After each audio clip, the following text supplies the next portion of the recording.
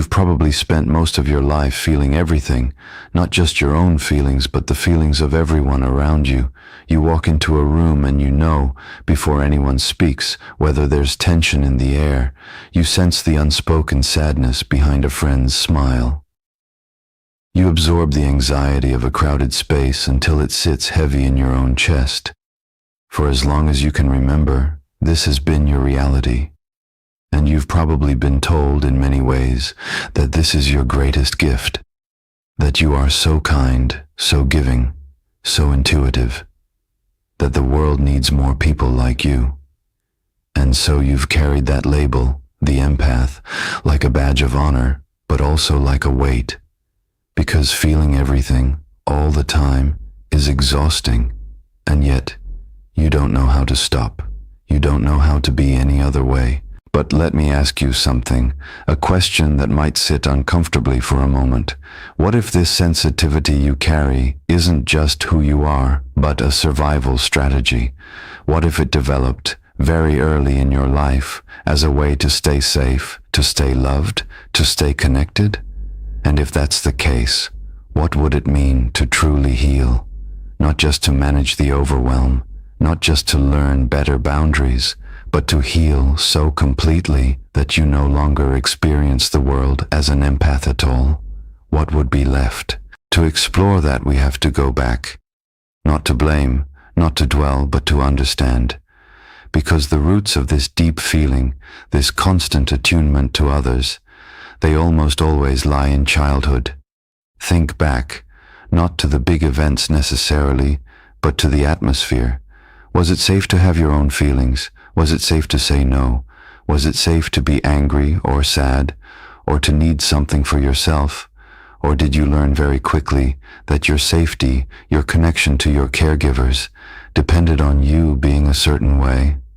Perhaps you learned that when mom was sad, you had to cheer her up, that when dad was angry, you had to be quiet and small, that your own needs, your own expressions, were sometimes met with impatience, or dismissal, or even punishment.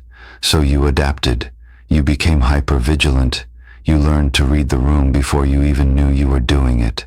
You learned that your value, your very place in the family, depended on how well you could manage the emotions of others. This is not a choice a child makes consciously. It's a survival instinct. The child's brain, in its incredible wisdom, says, I need these people to survive. I must do what I can to keep the connection. And so the child suppresses their own needs, their own authentic self, and becomes a tiny emotional manager. They become the comforter, the peacemaker, the one who doesn't cause trouble. And this pattern, it becomes so ingrained, so automatic, that it follows you out of childhood and into every relationship you'll ever have. You become the friend who always listens, the partner who always gives, the colleague who never says no. You feel a sense of responsibility for the happiness of everyone around you, and when they're not happy, you feel it as a failure in yourself. You feel their pain as your own. This is the empath's burden, but it's not a gift you were born with. It's a role you were forced to play. And so you go through life with a nervous system that is constantly on high alert. You are finely tuned to the emotional frequencies of others, but you have lost the ability to tune into your own feelings, your own needs. They get buried under the weight of everyone else's. You might not even know what you feel anymore unless it's in reaction to someone else. You might feel empty when you're alone, because without someone else's emotions to manage, without someone else to focus on, you're left with a void. And that void is the space where your own self should be, the self that was pushed aside long ago to make room for the survival strategy. Healing, then, is not about learning to be a better empath. It's not about finding ways to manage the overwhelm so you can continue to be everything to everyone. That's just a more sophisticated version of the same survival pattern. True healing is about reclaiming what was lost. It's about turning your attention inward for perhaps the first time in your life and meeting the child who had to disappear, the child who learned that their feelings didn't matter, The child who learned that love was conditional on performance. That child is still inside you, and they are exhausted. They are tired of carrying the weight of everyone else.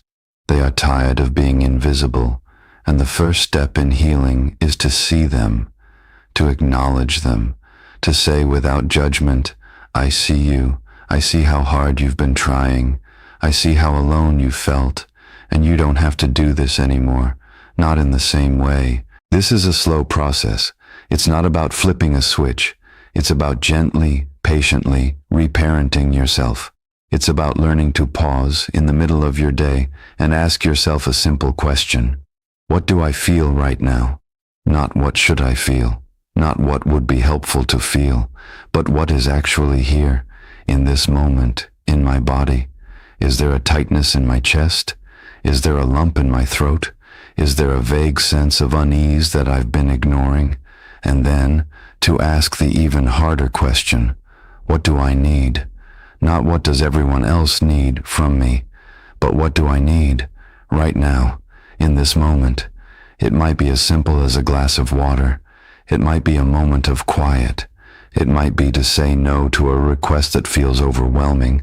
It might be to let yourself feel the sadness you've been pushing away. And as you begin to do this, something starts to shift.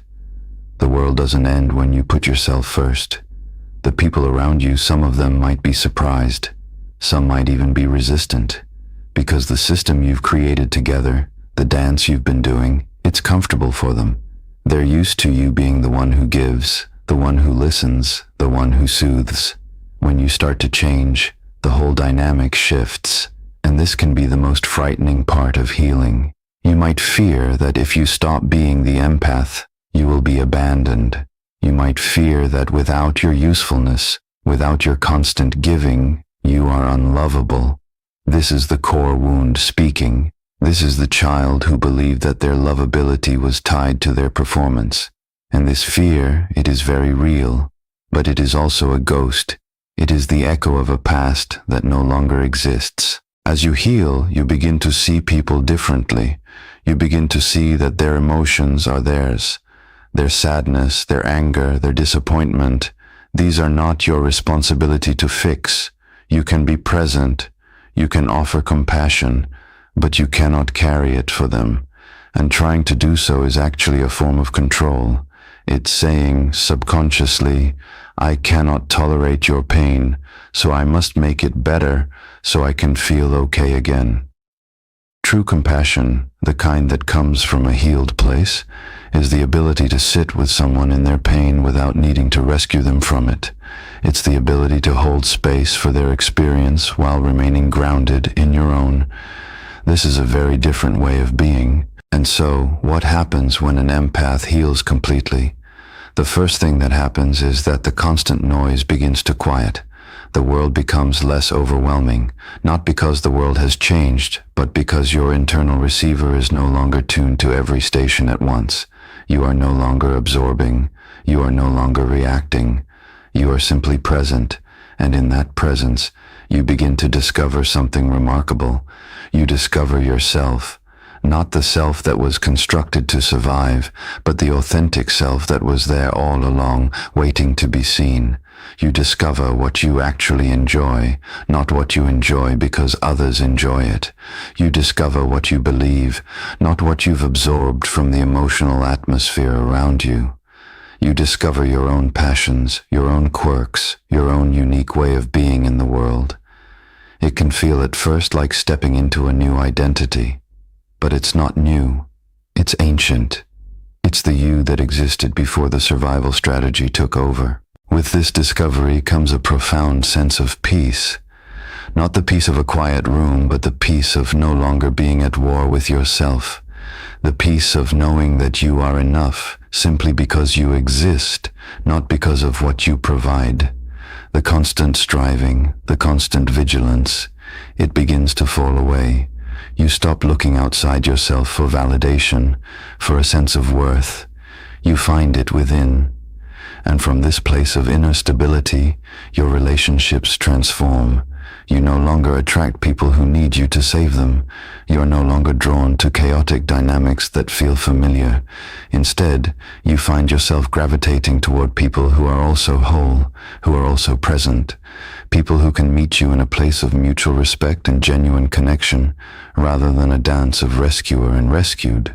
You might find, to your surprise, that your sensitivity is still there. It hasn't vanished, but it has changed. It's no longer a vulnerability, a wound that bleeds onto everyone around you. It has become a strength, a finely tuned instrument that you can use with intention. You can still sense the emotions of others, but you are not overwhelmed by them. You can offer empathy, but you don't lose yourself in it. You can be compassionate, but you are not depleted by it. Your empathy becomes a choice, a conscious act of connection rather than an involuntary reflex. And this is the transformation. The empath doesn't become cold or detached. They become discerning. They learn to distinguish between what is theirs and what belongs to another. They learn to offer their presence without sacrificing their self. And in this healed state, you also become more attuned to your own body's wisdom. You learn to listen to the signals it's been sending you for years, signals you've ignored in your focus on others. That gut feeling that tells you a situation isn't right. That subtle fatigue that says you need rest. That spark of excitement that points you towards something you truly love. You begin to trust these signals. You begin to honor them. And this trust in yourself becomes the foundation of everything. It becomes your compass. When you are lost, when you are uncertain, you no longer look to others to tell you which way to go. You look inward, and you find that the answers have always been there, waiting for you to be quiet enough to hear them. There is, in this journey, a grief that must be acknowledged. As you heal, you may grieve for all the time you spent living for others. You may grieve for the relationships that couldn't survive your transformation. You may grieve for the version of yourself that tried so hard to be loved, only to feel so empty. This grief is not a step backward. It is a necessary part of the process. It is the tears of the child inside you finally being shed. And as you allow yourself to feel this grief fully and without judgment, it begins to move through you. It doesn't get stuck. It doesn't fester. It flows. And in its passing, it leaves behind a deeper sense of clarity and peace. So what is left when the empath heals completely? What remains when the survival strategy is no longer needed? What remains is a human being, a whole human being, complex, nuanced, capable of deep feeling, but no longer ruled by it. A human being who can experience joy without guilt, anger without shame, sadness without despair, a human being who can be in relationship with others without losing themselves, a human being who can be alone without feeling lonely. This is the destination. It's not a place of perfection. It's not a place where life becomes easy or painless. Challenges will still come. Loss will still come, but you will meet them differently. You will meet them from a place of groundedness, from a place of knowing who you are. You will no longer be at the mercy of every emotional wave. You will learn to ride them, to move with them, and to find your way back to shore. And perhaps the most profound shift of all is this: you no longer need to be an empath, because you have finally learned to empathize with yourself. You have turned that compassionate attention inward, and in doing so, you have healed the original wound, the wound that said you were only valuable for what you could give to others. The truth is, you are valuable simply because you are here, simply because you exist, and when you know this deep in your bones, you are free. You are free to give, not from a place of obligation or survival, but from a place of genuine abundance. You are free to love, not because you need to be needed, but because love is the natural expression of a whole heart. You are free to be, fully and authentically, in a way you never thought possible. And that, in the end, is what happens. The empath doesn't disappear. They are transformed. They become themselves. And in becoming themselves, they discover that the gift was never in feeling everything. The gift was always in the capacity to feel it all, and now that capacity is turned toward the one person who needed it most all along, yourself.